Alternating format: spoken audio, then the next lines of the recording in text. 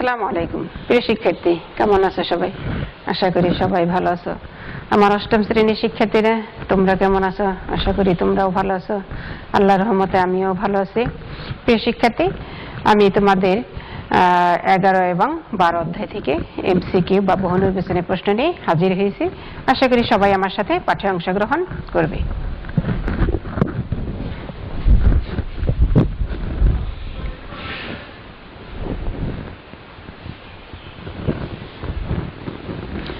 শিক্ষার্থী, অধ্যায় 11 বাংলাদেশের ক্ষুদ্র নৃগোষ্ঠী। এখান থেকে আমি 10-11টা প্রশ্ন নিয়ে আলোচনা করব। 1 নম্বর যে প্রশ্নটা আছে, প্রিয় শিক্ষার্থী, চাকমা মেয়েদের পরনের কাপড়ের নাম কি? চাকমা মেয়েদের পরনের কাপড়ের নাম কি? জামা, লুঙ্গি, হাদি, ধুতি। প্রিয় শিক্ষার্থী, বলো তো উত্তর কোনটা হবে? প্রিয় শিক্ষার্থী, আশা করি সবাই উত্তর করতে পারছো, যদিও আমি শুনতে পাচ্ছি না। উত্তরটা হবে গ নাম্বার, হাদি। প্রিয় শিক্ষার্থী, আমরা জানি যে চাকমা মেয়েরা যে পোশাক পরে তার দুইটা অংশ, একটার নাম হাদি আর একটার নাম পিনন। পিনন হাদি, চাকমা মেয়েদের পরনের পোশাকের নাম পিনন হাদি। তার মানে একটা অংশের নাম পিনন আর একটা অংশের নাম হাদি। তাহলে এখানে যেহেতু পিনন নাই, তো হাদি আছে, এটা উত্তরটা হবে গ নাম্বার, হাদি। চাকমা মেয়েদের পরনের পোশাকের নাম হাদি। প্রিয় শিক্ষার্থী, 2 নাম্বার যে প্রশ্নটা হলো সাংগ্রাই উৎসবটা কাদের, বা সাংগ্রাই কাদের উৎসব? প্রিয় শিক্ষার্থী, সাংগ্রাই কাদের উৎসব? মারমা, রাখাইন, সাঁওতাল, মণিপুরী। প্রিয় শিক্ষার্থী, উত্তরটা হবে ক নাম্বার, মারমাদের।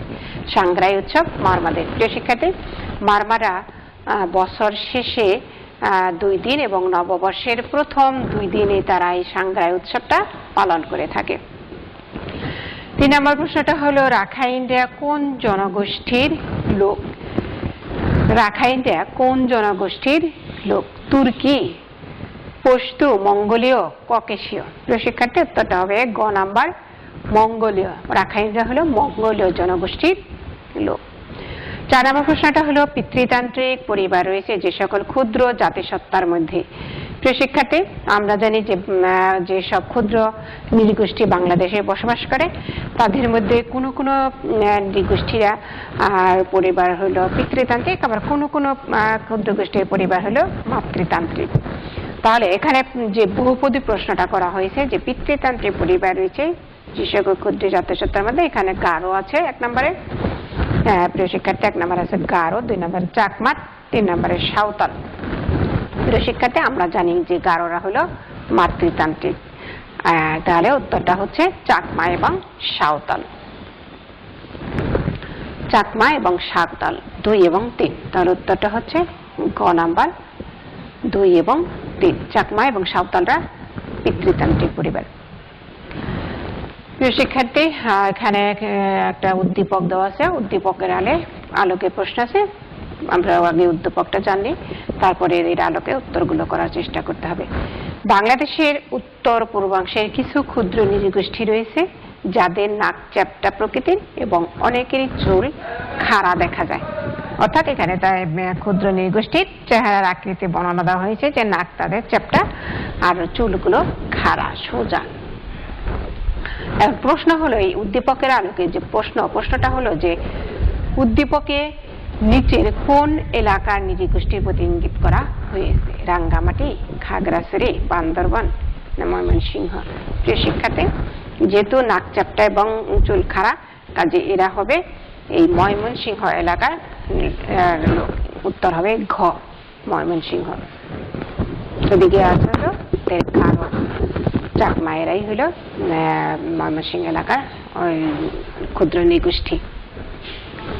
6 নম্বর যে প্রশ্নটা আছে, যে উদ্দীপকে ইঙ্গিতকৃত নৃগোষ্ঠীর নাক, চুল ইত্যাদি বিশ্লেষণে বলা যায় এরা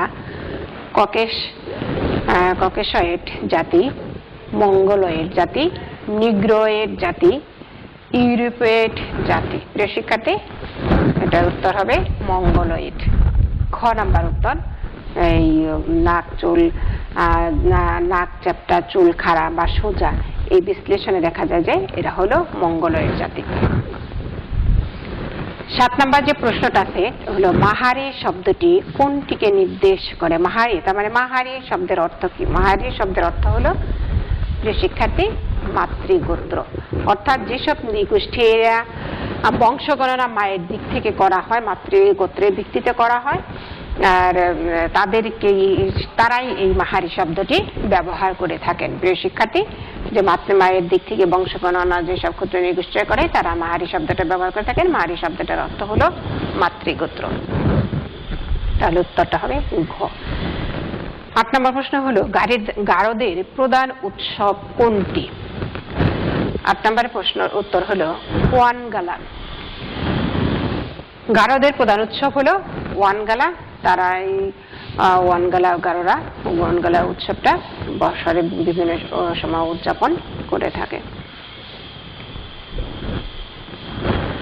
9 নম্বর প্রশ্ন হলো কোন জনগোষ্ঠীর লোকেরা দুটি ধর্মের অনুসারী? অর্থাৎ কোন নৃগোষ্ঠীরা লোকেরা দুইটা ধর্ম অনুসরণ করে থাকে?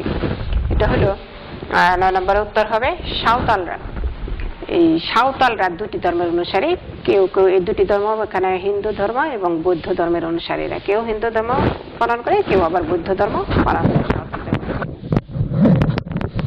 10 নম্বর প্রশ্ন হলো চাকমা নৃগোষ্ঠীর প্রিয় খাদ্য কোনটি?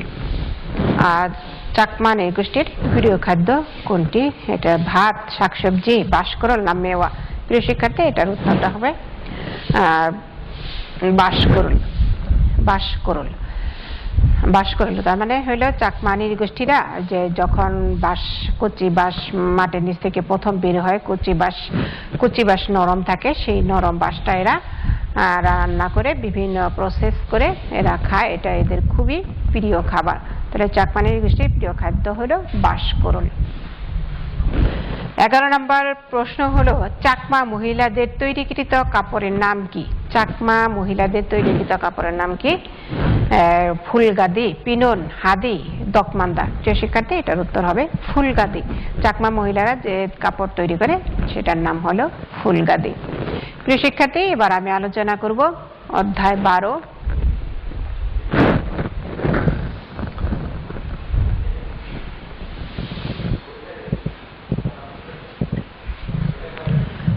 অধ্যায় 12তে 1 নম্বর প্রশ্নটা হলো বাংলাদেশে কোথায় প্রথম সার কারখানা প্রতিষ্ঠিত হয়? বাংলাদেশে কোথায় প্রথম সার কারখানা প্রতিষ্ঠিত হয়? প্রিয় শিক্ষার্থী, 1 নম্বর উত্তর হবে সিলেট। সিলেটের ফেঞ্চুগঞ্জে প্রথম সার কারখানা প্রতিষ্ঠিত হয়। প্রিয় শিক্ষার্থী, সিলেটের ফেঞ্চুগঞ্জে প্রথম সার কারখানা প্রতিষ্ঠিত হয়। উত্তরটা হবে ক, সিলেট। 2 নম্বর প্রশ্ন হলো বাংলাদেশের সমুদ্র সমতলে অবস্থিত বনভূমি হচ্ছে? সমুদ্র সমতলে বনভূমি হচ্ছে শালবন, সুন্দরবন, সিলেটের বন, বরেন্দ্রভূমি। প্রিয় শিক্ষার্থী, উত্তরটা হবে সুন্দরবন। সুন্দরবনে সমুদ্র সমতলে অবস্থিত একটি বন। পোশাক শিল্পে কর্মরত শ্রমিকের সংখ্যা কত? প্রিয় শিক্ষার্থী, এটার উত্তর হবে 25 লক্ষ, 30 লক্ষ, 35 লক্ষ, 40 লক্ষ। প্রিয় শিক্ষার্থী, তোমরা জানো যে পোশাক শিল্পে কর্মরত শ্রমিকের সংখ্যা হলো 40 লক্ষ। 4 নম্বর যে প্রশ্নটা আছে বাংলাদেশের বর্তমান প্রধান রপ্তানি দ্রব্য কি? বাংলাদেশের বর্তমানে প্রধান রপ্তানি দ্রব্য কোনটি? আমরা জানি তৈরি পোশাক, খাদ্য সামগ্রী, হিমায়িত খাদ্য, মাছ। প্রিয় শিক্ষার্থী, আমরা জানি যে বাংলাদেশে রপ্তানিকৃত দ্রব্যের মধ্যে 1 নম্বরে আগে ছিল পাট বা পাটজাত দ্রব্য, কিন্তু এখন পাট বিভিন্ন কারণে পাটের কল কিছু বন্ধ হয়ে গেছে, যেন পাটজাত দ্রব্যটা এখন আর প্রথম পর্যায়ে নেই। প্রধান রপ্তানি দ্রব্য হইতেছে প্রিয় শিক্ষার্থী ক নম্বরে তৈরি পোশাক। তৈরি পোশাকটাই এখন বর্তমানে প্রধান রপ্তানি দ্রব্য। সিমেন্ট শিল্পের যাত্রা শুরু হয় কত সালে? প্রিয় শিক্ষার্থী, সিমেন্ট শিল্পের যাত্রা শুরু হয় কত সালে? 1940 সালে, 1947 সালে, 1951 সালে, 1961 সালে। প্রিয় শিক্ষার্থী, ঠিক বলেছ, উত্তরটা হবে 1940 সালে। সিমেন্ট শিল্পের যাত্রা শুরু হয়েছে 1940 সালে। প্রিয় শিক্ষার্থী, এখানে একটা উদ্দীপক আছে, উদ্দীপকের আলোকে প্রশ্ন দেওয়া আছে। উদ্দীপকটা হলো যে অষ্টম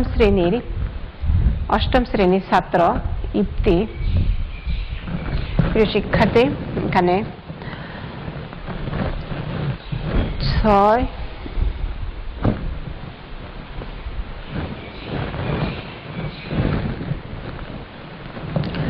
6 এবং 7 নং প্রশ্নের উত্তর হবে। অষ্টম শ্রেণীর ছাত্র ইফতি তার বন্ধুদের সাথে চন্দ্রকোনায় গিয়ে বাংলাদেশের একটি উল্লেখযোগ্য শিল্প প্রতিষ্ঠান পরিদর্শন করে। প্রিয় শিক্ষার্থী, চন্দ্রকোনায় গিয়ে বাংলাদেশের একটি শিল্প প্রতিষ্ঠান পরিদর্শন করে।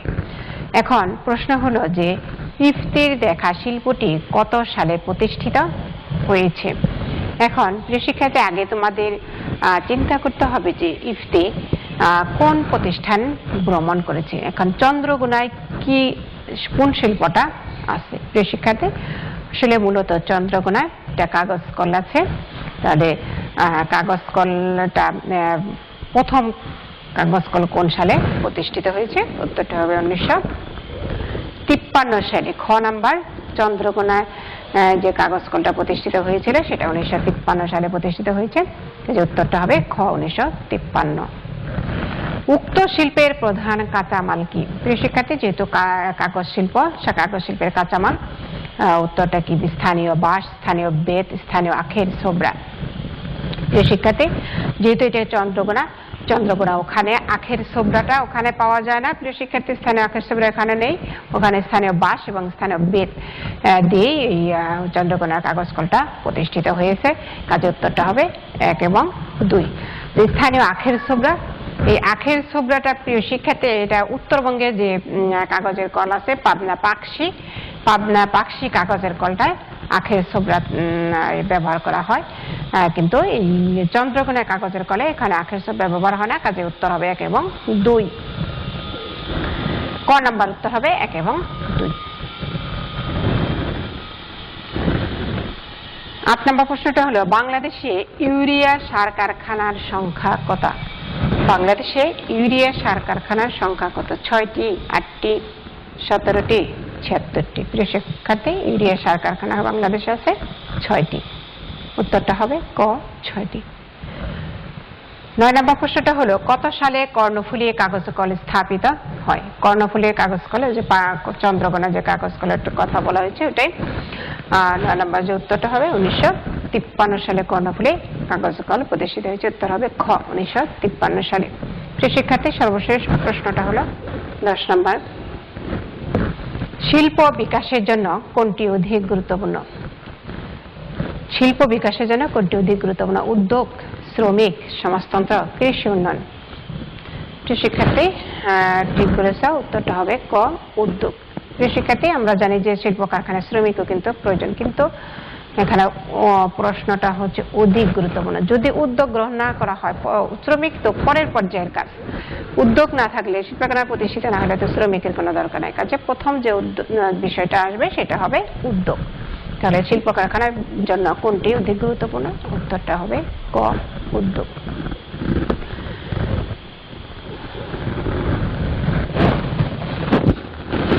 প্রিয় শিক্ষার্থী,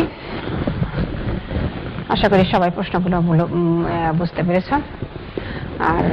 আর মনে রাখার জন্য বেশ কয়েকবার তোমরা প্রশ্নগুলো শুনবে এবং উত্তরগুলো শুনবে, তাহলে তোমাদের মনে থাকবে। আর আরো যদি মনে রাখতে চাও তাহলে তোমরা নোট করে লিখেও রাখতে পারো। প্রিয় শিক্ষার্থী, সবাই ভালো থাকো। আজকের মতো এখানে শেষ করছি। পরবর্তীতে আবার আরেকটি ক্লাস নিয়ে উপস্থিত হবো। আল্লাহ।